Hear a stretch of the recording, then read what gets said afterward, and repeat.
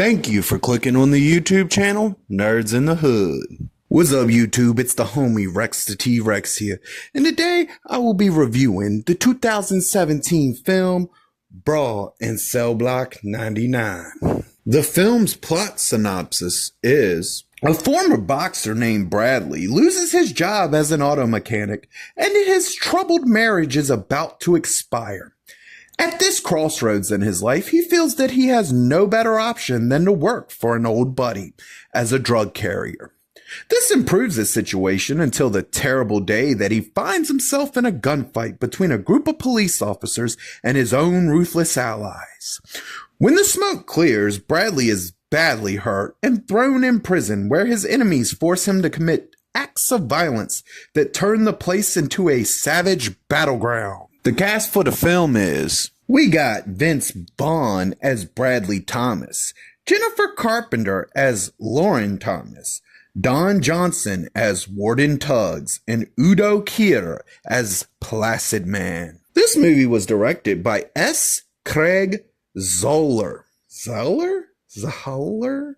Sorry if I mispronounced the name. This film was filmed on location in both New York and South Carolina. Rob Zombie once said, just because it's an indie movie, it doesn't have to look like one. And I'm going to say right now, the director of this film needs to take that into consideration, because this movie just looks like digital shit. This movie script plays out like it was written by some retard that just doesn't understand character arcs. The person also wrote 90% of the characters as unlikable assholes, which also includes the main character. For the majority of this movie, the fucking camera moves in a circular motion for some stupid fucking reason. I don't know why they wouldn't have just mounted the fucking camera to get the shots that they needed, which would have made the fucking movie probably just slightly more bearable. But by the midway point of this fucking film, it became annoying as hell and just irked me for the last half of the damn film.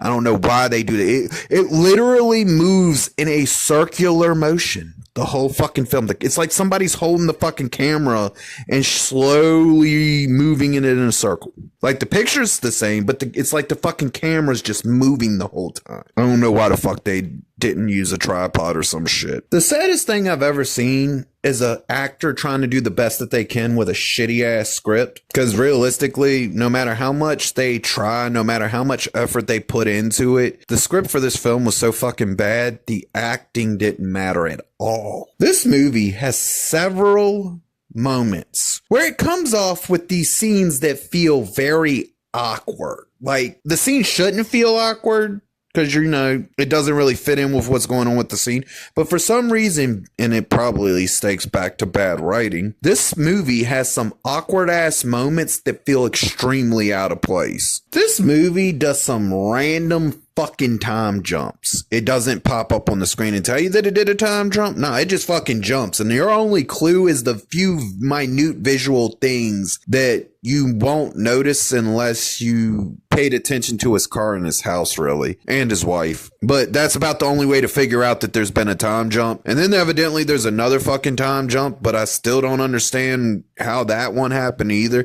It was so fucking it was like they didn't know how to go from one point in time to the next point in time. It was like they had no fucking clue. You could have done several things. You could have slapped some months later on the fucking screen, for God's sakes. But no, they chose not to do that. Instead, they just randomly time jump, and visual clues are the best thing to give you an idea. But you may miss those because realistically, this movie's not interesting enough to hold your fucking attention to the time jump. It is very obvious that they used a digital camera in this film, and a lot of that's from how clean the picture itself just looks. But the other thing that irritated the living piss out of me, and I don't know if it's because of the digital camera, they turned the brightness up too high in editing it, but the fucking lighting in this movie is way too bright. Like, you'll see a scene where he's outside and it looks like he's got sunlight plus additional light on him that really just over brightens every fucking scene that it's in. And I don't know why they did this, because it makes the movie look so fucking bad and so fucking cheap. But the movie was supposedly made on a $4 million budget. Good luck on figuring out where the fuck that went. This movie does something very special, or at least I consider it very special, because it takes a lot of work to make a movie drag from its opening scene until the credits. And this movie tried to turn that shit into a talent. The fucking runtime for this movie is over 2 hours, and it could have been done in like an hour 45, realistically.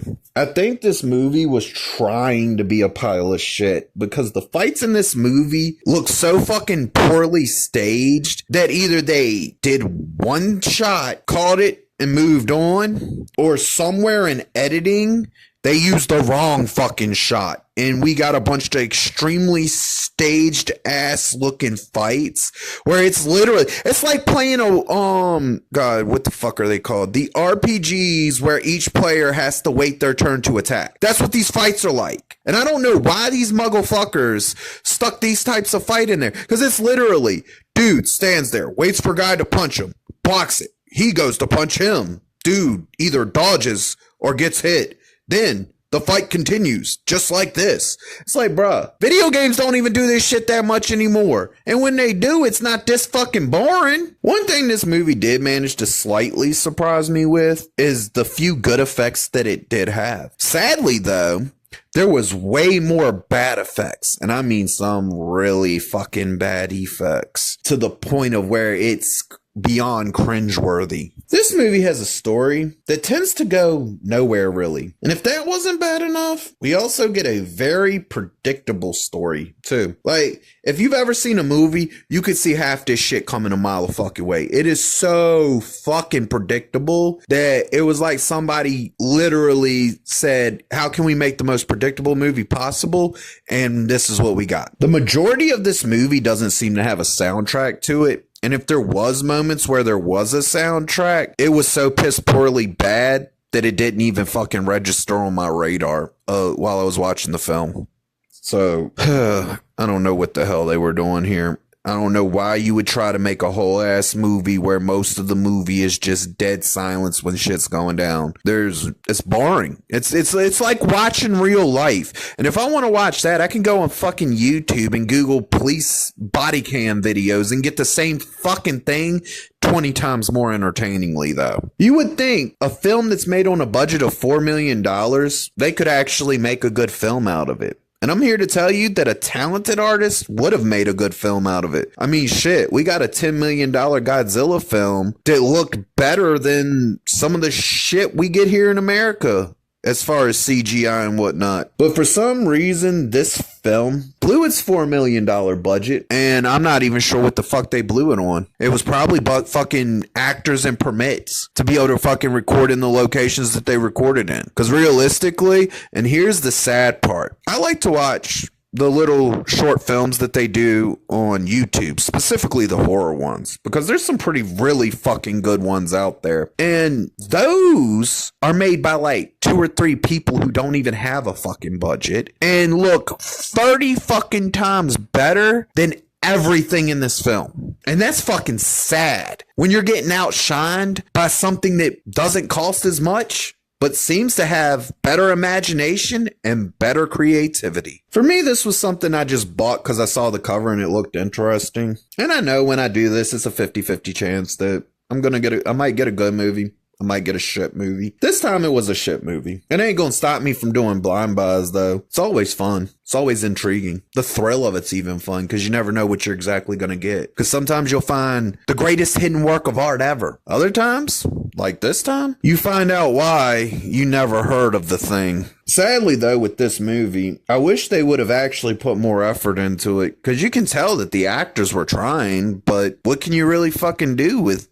shit? You can't elevate it. I mean, you can polish a turd, it's still gonna be a fucking turd. And realistically, that's what we got here. We got a fully polished turd. And I can see why this movie did so piss poor at the box office. This movie is not good. There's nothing really good about it. There's nothing really even worth talking about it, in my opinion. And I'm gonna tell y'all right now, if y'all enjoy the film, I'm glad y'all did. Good for y'all. It was clearly a movie not for me. If you did enjoy the film, let me know why in the comments section below. I'm actually curious to see what people liked about this movie. And don't worry, it's your opinion. I respect your opinion. I'm not going to sit there and tell you you're wrong or belittle you because you have that opinion. I'm just curious to why people like this film. What is the thing that made you like this film? I would really love to know. And if you don't like the film, feel free to tell me what you didn't like about it. Either way, this is one of them movies that realistically, if you haven't seen it, I would try to avoid it at all cost. But if for some reason you do feel curious to get it, try to get it on the cheapest sale possible. That way you don't lose a lot of money. But at the end of the day, you spend your money how you wish. This is just a little bit of advice on the back end of this review because realistically, Lord, even I wish I didn't sit through this one, but I did. This film receives the rating of, please delete this from my memories. If you liked the video, please click the thumbs up. If you disagree or agree with me, please leave a comment. And if you really want to see more of me, please hit that subscribe button.